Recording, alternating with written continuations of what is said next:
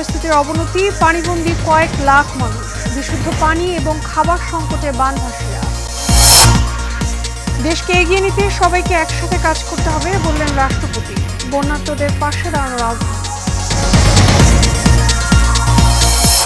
এবং আনসারদের সঙ্গে সংঘর্ষের ঘটনায় বৈষম্য বিরোধী ছাত্র আন্দোলনের 3 দফা দাবি, সচিবালয় এবং যমুনার আশপাশে সভা সমাবেশ নিষিদ্ধের ঘোষণা ডিএমপি।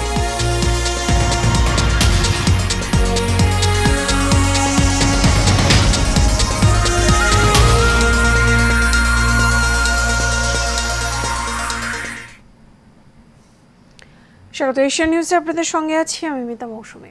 শুনছেন বিআরবি কেবল ইন্ডাস্ট্রিজ লিমিটেড সংবাদ শিরোনাম। এবারে চলে যাব বিস্তারিত সংবাদে।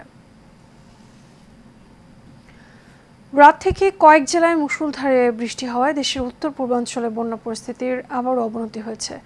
ফলে অনাহারে অর্ধাহারে দিন পার করছেন নোয়াখালী, ফেনী, লক্ষ্মীপুর সহ বেশ কয়েকটি জেলার কয়েক লাখ মানুষ। দুর্যোগ ব্যবস্থাপনা এবং ত্রাণ মন্ত্রণালয় জানিয়েছে, বন্যায় প্লাবিত 11 জেলায় এখনও পানিবন্দী 10 লাখেরও বেশি পরিবার। এদিকে এখন পর্যন্ত বন্যায় 20 জনের মৃত্যুর খবর পাওয়া গেছে। প্রতিনিধিদের পাঠানো তথ্য ছবিতে বিস্তারিত জানাচ্ছেন শেখ ফাহিম। ফেনীর সদর, সোনাগাজী ও দাগনভূঞার বন্যা পরিস্থিতির এখনও উন্নতি হয়নি। এই উপজেলাগুলোর সবকটি ইউনিয়নই নিমজ্জিত। প্রত্যন্ত এলাকায় দেখা দিয়েছে ত্রাণ সংকট। নোয়াখালীতে মাঝারি থেকে ভারী বর্ষণে সেনবাগ, সোনাইমুড়ি, চাটখিল উপজেলার নতুন নতুন এলাকা প্লাবিত হয়েছে। মেঘনার পানি বৃদ্ধি পেয়ে হাতিয়ার, ঘাসিয়ার চর, নিঝুম দ্বীপও জলমগ্ন হয়ে পড়েছে। মানুষের দুর্ভোগ এখনো কমেনি। ত্রাণ সামগ্রীর কোনো কিছু আমরা পাই নাই এবং এই পর্যন্ত কোনো লোক আমরা ছাড়া আর কোনো লোক এখানে আসে। মালামাল যেন চুরি না হয় সেজন্য আমরা আশ্রয় কেন্দ্রে যাই নাই। আমাদের খুব কষ্ট হইতেছে খাইতে লইতে। যারা গ্রামের ভিতরে আছে তারা কেউ ত্রাণ পাইতেছে না, আর যারা আশ্রয় কেন্দ্রে আছে তারা সবাই ত্রাণ পাইতেছে। যারা বাড়িতে বন্দি আছে তারা কেউ ত্রাণ পাইতেছে না। 20-25টা ঘর, ওই ঘরগুলো পুরো ডুবে অবস্থা আছে। কেউ আমাদের খবরও নেয় না, কেউ আসেনি। এদিকে কুমিল্লায় নতুন করে প্লাবিত হয়েছে ব্রাহ্মণপাড়া উপজেলার বিভিন্ন ইউনিয়ন। ভেঙে পড়েছে যোগাযোগ ব্যবস্থা। ফলে স্বাস্থ্য ঝুঁকির পাশাপাশি ক্ষুধার্ত অধিকাংশ শিশু। পানিবন্দী অবস্থায় আছেন এই অঞ্চলের লক্ষাধিক বানভাসী মানুষ। আমরা কালকে আসর আইছি, আপনার এখন বলতো আমরা কোনো কেউ কুটুম্বর করছে না, আমরা কেউ কিছু দিছিও না। সরকারি ভাবে তো এখনো আমরা কোনো সাহায্য পাইছি না। আমরা কষ্ট নাই, আমরা খাইতে পারলাম না। দুই দিন আমরা পানি নাই। আগামী কয়েকদিন বৃষ্টিপাত না হলে নতুন করে আর কোনো এলাকা বন্যা কবলিত হওয়ার আশঙ্কা নেই বলে জানিয়েছে দুর্যোগ ব্যবস্থাপনা ও ত্রাণ মন্ত্রণালয়। Sheikh Fahim, Asian television. দর্শক, বন্যার আরো খবর জানাতে নোয়াখালী থেকে সরাসরি যোগ দিচ্ছেন আমাদের সহকর্মী মাহবুবে আলম। মাহবুব, বন্যার সবশেষ কি খবর আছে আপনার কাছে? জি, গতকালে বিকেল থেকে একটানা বৃষ্টি, আজকে সকাল অবধি কিন্তু নোয়াখালীতে ছিল, যার ফলে নোয়াখালীর বিভিন্ন জায়গায় কিন্তু পানি ব্যাপক বৃদ্ধি পেয়েছে। আমরা সকাল থেকে বেশ কয়েকটি আশ্রয় কেন্দ্রে গিয়েছি এবং আমি একটা তথ্য জানিয়ে রাখি, সেটি হচ্ছে নোয়াখালীর যে মুসাপুর সুইচ গেট আছে সেটা সংলগ্ন বাঁধটি কিন্তু ভেঙে গেছে আজকে। সেখান থেকে পানি চলে যাচ্ছে, এই তথ্যটি আমাদেরকে সকালে পানি উন্নয়ন বোর্ড থেকে জানানো হয়েছে। আমি এ পর্যন্ত সরকারি পুরো নোয়াখালীতে কিন্তু সরকারি 1000 মেট্রিক টন চাল এবং প্রায় 45 লক্ষ টাকা নগদ দেওয়া হয়েছে। আর সবচেয়ে বড় যে বিষয়টি হয়ে দাঁড়িয়েছে, বন্যা কিন্তু সপ্তাহব্যাপী পানি থাকার কারণে যে মানুষগুলো আবদ্ধ হয়ে আছে এবং বিভিন্ন জায়গায় আটকা পড়ে আছে, তারা কিন্তু ত্রাণ সহায়তা পাচ্ছে না। মিতা, আরেকটি বিষয় হচ্ছে যে আশ্রয় কেন্দ্রগুলো আছে সেই আশ্রয় কেন্দ্রগুলোতে কিন্তু অনেকে আমাদেরকে জানিয়েছেন আশ্রয় কেন্দ্রে ত্রাণের সংকট দেখা দিয়েছে। বিশেষ করে ত্রাণ ব্যবস্থাটা যার যার উদ্যোগে হওয়ার কারণে কিন্তু কোথাও ত্রাণ বেশি পাচ্ছে এবং বেশিরভাগ জায়গায় কিন্তু ত্রাণ পৌঁছানো সম্ভব হয়নি। আর গতকালকে আমি একটি বিষয় জানিয়েছিলাম, নোয়াখালী যোগাযোগ ব্যবস্থা শুধুমাত্র নৌকা হওয়ার কারণে কিন্তু ত্রাণ যারা নিয়ে আসছে তারা পর্যাপ্ত নৌকা পাচ্ছে না, বিধায় দুর্গম এলাকাগুলোতে কিন্তু ত্রাণ পৌঁছানো সম্ভব হচ্ছে না। এছাড়া একটি বিষয়, গত 3 দিনে নোয়াখালীতে বিষাক্ত সাপের কামড়ে 63 জন নোয়াখালী সদর হাসপাতালে এ পর্যন্ত ভর্তি আছে এবং প্রায় শতাধিক ব্যক্তি ডায়রিয়া রোগে আক্রান্ত হয়ে কিন্তু হাসপাতালে ভর্তি আছে। সার্বিকভাবে নোয়াখালীর বন্যা পরিস্থিতি যত দিন যাচ্ছে তত অবনতি হচ্ছে এবং সরকারি ত্রাণ নিয়ে অনেকের অভিযোগ রয়েছে, বিশেষ করে যেসব দুর্গম এলাকায় ব্যক্তিরা যারা আটকা পড়ে আছে তারা কিন্তু বেশ উৎকণ্ঠা এবং উদ্যোগের মাধ্যমে জীবনযাপন করছে। তো এই ছিল নোয়াখালী থেকে সর্বশেষ আমার কাছে। মাহবুব, আপনাকে ধন্যবাদ। দর্শক, নোয়াখালী থেকে বন্যা পরিস্থিতি খবর জানাচ্ছিলেন সহকর্মী মাহবুবে আলম।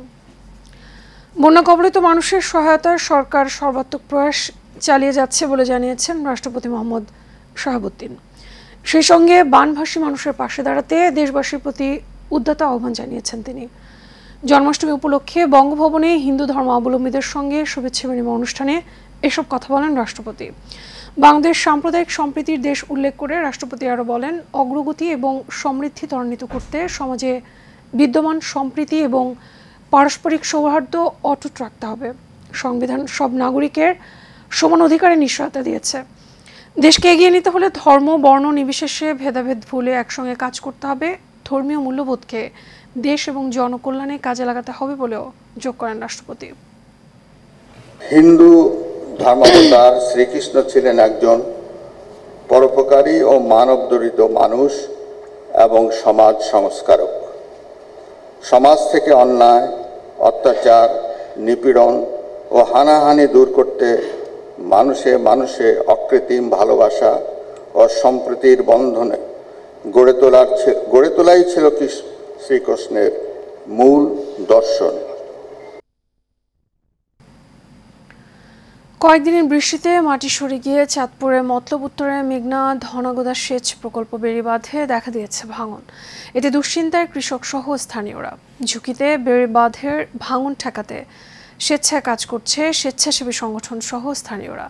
প্রতিনিধি সুমন আহমেদের পাঠানো তথ্যচিত্রে বিস্তারিত জানাচ্ছেন আরব ইসলাম হিমু।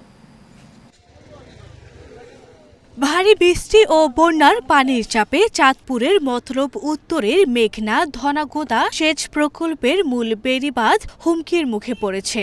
ইতোমধ্যে বাঁধের কয়েকটি স্থানে গর্ত তৈরি হয়েছে।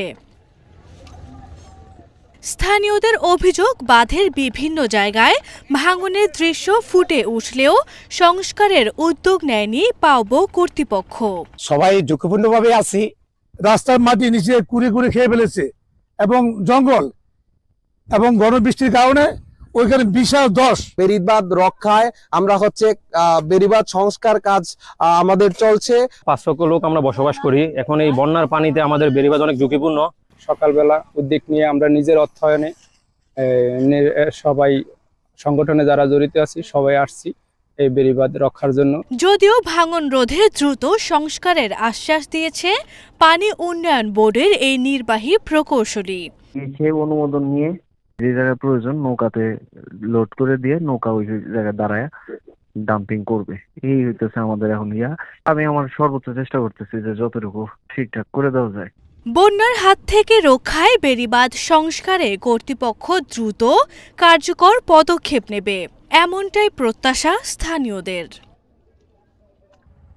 আরব ইসলাম হিমু, এশিয়ান টেলিভিশন। উত্তর পশ্চিম বঙ্গোপসাগর এবং এর কাছাকাছি বাংলাদেশের দক্ষিণাংশে একটি লঘুচাপ সৃষ্টি হয়েছে। এর প্রভাবে দেশের সব সমুদ্র বন্দরকে 3 নম্বর স্থানীয় সতর্ক সংকেত দেখাতে বলেছে আবহাওয়া অফিস। এছাড়া ঝোড়ো হাওয়া সহ বৃষ্টি অথবা বজ্রসহ বৃষ্টি হতে পারে 11টি অঞ্চলে। সকালে তথ্য জানিয়েছে আবহাওয়া অধিদপ্তর।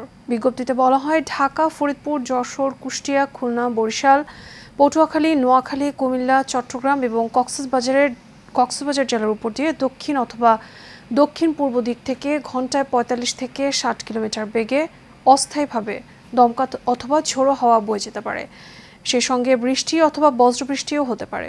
এছাড়াও দেশের সব বিভাগে অস্থায়ীভাবে দমকা অথবা ঝোড়ো হাওয়া সহ হালকা থেকে মাঝারি ধরনের বৃষ্টি অথবা বজ্রবৃষ্টি হতে পারে।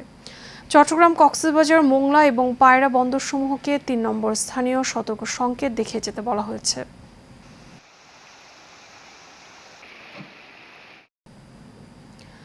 সচিবালয়ের সামনে আনসার সদস্যদের সঙ্গে সংঘর্ষের ঘটনায় অন্তর্বর্তী সরকারের কাছে ৩ দফা দাবি জানিয়েছেন বৈষম্য বিরোধী ছাত্র আন্দোলনের সমন্বয়ক এবং শিক্ষার্থীরা। গেল রাত 11:30টার দিকে রাজু ভাস্কর্যের পাদদেশে ৩ দফা ঘোষণা করেন তারা। এর আগে সচিবালয় এলাকায় আনসার সদস্যদের সঙ্গে শিক্ষার্থীদের ধাওয়া পাল্টা ধাওয়া এবং সংঘর্ষের ঘটনা ঘটে। এতে সাংবাদিক সহ অন্তত 40 জন আহত হয়েছে। আহতদের ঢাকা মেডিকেলে পাঠানো হয়েছে। এর আগে ছাত্র আন্দোলনের সমন্বয়ক এবং অন্তর্বর্তী সরকারের উপদেষ্টা নাহিদ ইসলাম, সমন্বয়ক সার্জিস আলম এবং হাসনাত আবদুল্লাহ সহ অনেককে আটক রাখার খবরে সচিবালয়ের উদ্দেশ্যে রওনা হয় ঢাকা বিশ্ববিদ্যালয়ের শিক্ষার্থীরা। এ সময় আনসার সদস্যদের সাথে শিক্ষার্থীদের ধাওয়া পাল্টা ধাওয়া হয়। এদিকে সচিবালয় এবং প্রধান উপদেষ্টা ডক্টর মোহাম্মদ ইউনূসের বাসভবনের আশপাশে সব ধরনের সভা সমাবেশ নিষিদ্ধ ঘোষণা করেছে ডিএমপি।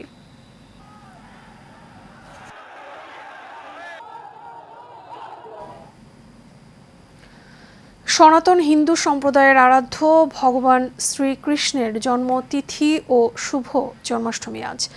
ধর্মীয় ভাব গাম্ভীর্য এবং আনন্দ উৎসবের মধ্য দিয়ে দিবসটি পালন করছে সনাতন ধর্মাবলম্বীরা। জন্মাষ্টমী উপলক্ষে রাষ্ট্রপতি মোহাম্মদ শাহাবুদ্দিন এবং অন্তর্বর্তীকালীন সরকারের প্রধান উপদেষ্টা অধ্যাপক ডক্টর মোহাম্মদ ইউনূস পৃথক বাণী দিয়েছেন। হিন্দু পুরাণ মতে ভাদ্র মাসের শুক্লপক্ষের অষ্টমী তিথিতে ভগবান শ্রীকৃষ্ণ জন্মগ্রহণ করেন। সনাতন ধর্মাবলম্বীদের বিশ্বাস, পাশবিক শক্তি যখন ন্যায়নীতি, সত্য এবং সুন্দরকে গ্রাস করতে উদ্যত হয়েছিল, তখন সেই শক্তিকে দমন করে মানব জাতির কল্যাণ এবং ন্যায়নীতি প্রতিষ্ঠার জন্য মহাবতার ভগবান শ্রীকৃষ্ণের আবির্ভাব ঘটেছিল। জন্মাষ্টমী উপলক্ষে বাংলাদেশ পূজা উদযাপন পরিষদ এবং ইসকন সহ বিভিন্ন সামাজিক, সাংস্কৃতিক এবং ধর্মীয় সংগঠন নানা কর্মসূচি গ্রহণ করেছে। পাশাপাশি বাংলাদেশ বেতার এবং টেলিভিশন সহ বেসরকারি স্যাটেলাইট চ্যানেলে সম্প্রচারিত হচ্ছে বিভিন্ন অনুষ্ঠান।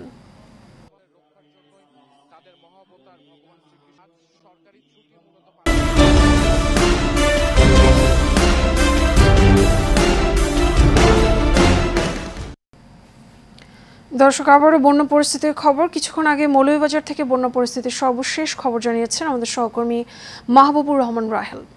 বৃষ্টি ও উজানের দোলে মৌলভীবাজারের নদ নদীর পানি কমলেও লোকালয়ে পানি নামছে ধীরগতিতে। খাবার ও বিশুদ্ধ প্রাণীর তীব্র সংকটে দুর্ভোগ বানবাসী মানুষ। আশ্রয়কেন্দ্রে থাকা বানবাসী আমাকে জানিয়েছেন আশ্রয়কেন্দ্রে মানুষ বেশি থাকার কারণে তাদের মধ্যে দেখা দিয়েছে অনেক ধরনের রোগবালাই।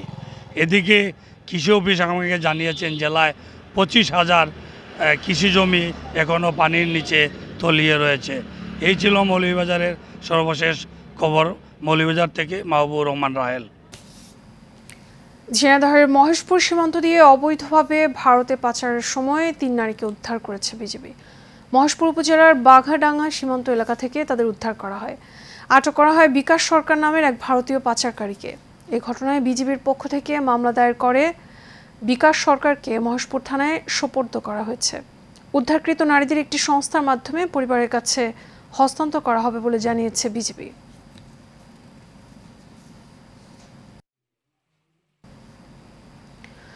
নিখোঁজের 24 ঘন্টা পার হলেও এখনও খোঁজ মেলেনি রাঙামাটির রাজস্থলী উপজেলার বাঙ্গালহালিয়া ইউনিয়ন পরিষদের চেয়ারম্যান আদমং মারমার। এর আগে রবিবার দুপুর থেকে নিখোঁজ হয় আদমং মারমা। এই ঘটনায় রাতে থানায় নিখোঁজ ডায়েরি করে তার পরিবার। স্বজনরা জানায় রবিবার সকাল 10টায় বাড়ি থেকে রাজস্থলী উদ্দেশ্যে বের হন আদমং মারমা। এরপর তিনি আর বাড়ি ফিরেননি। বন্ধ রয়েছে তার ব্যবহৃত মোবাইলটিও। চন্দ্রঘোনা থানার অফিসার ইনচার্জ আনসারুল করিম জানান, নিখোঁজের ঘটনায় ডায়েরি করা হয়েছে। তাকে উদ্ধারে পুলিশের অভিযান চলছে।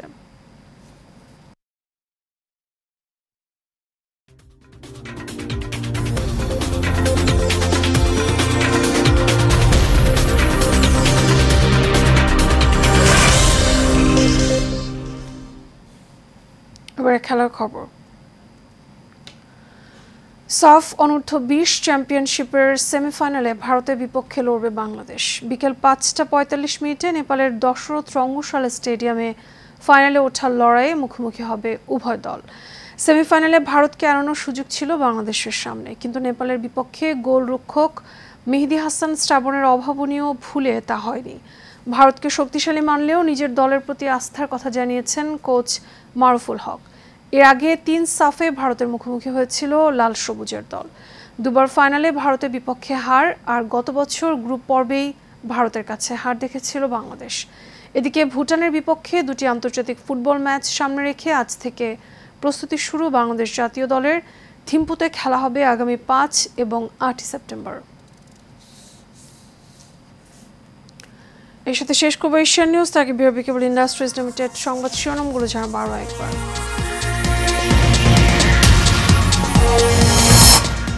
বৃষ্টিতে আবারও নোয়াখালী লক্ষ্মীপুরে বন্যা পরিস্থিতির অবনতি, পানিবন্দী কয়েক লাখ মানুষ, বিশুদ্ধ পানি এবং খাবার সংকটে বানভাসীরা। দেশকে এগিয়ে নিতে সবাইকে একসাথে কাজ করতে হবে বললেন রাষ্ট্রপতি, বন্যার্তদের পাশে দাঁড়ানোর আহ্বান। এবং আনসারদের সঙ্গে সংঘর্ষের ঘটনায় বৈষম্য বিরোধী ছাত্র আন্দোলনের 3 দফা দাবি, সচিবালয় এবং যমুনার আশপাশের সভা সমাবেশ নিষিদ্ধের ঘোষণা ডিএমপি। এশিয়ান নিউজের পর্যন্ত আমাদের পরবর্তী সংবাদ দেখার আমন্ত্রণ রইল। ধন্যবাদ সবাইকে।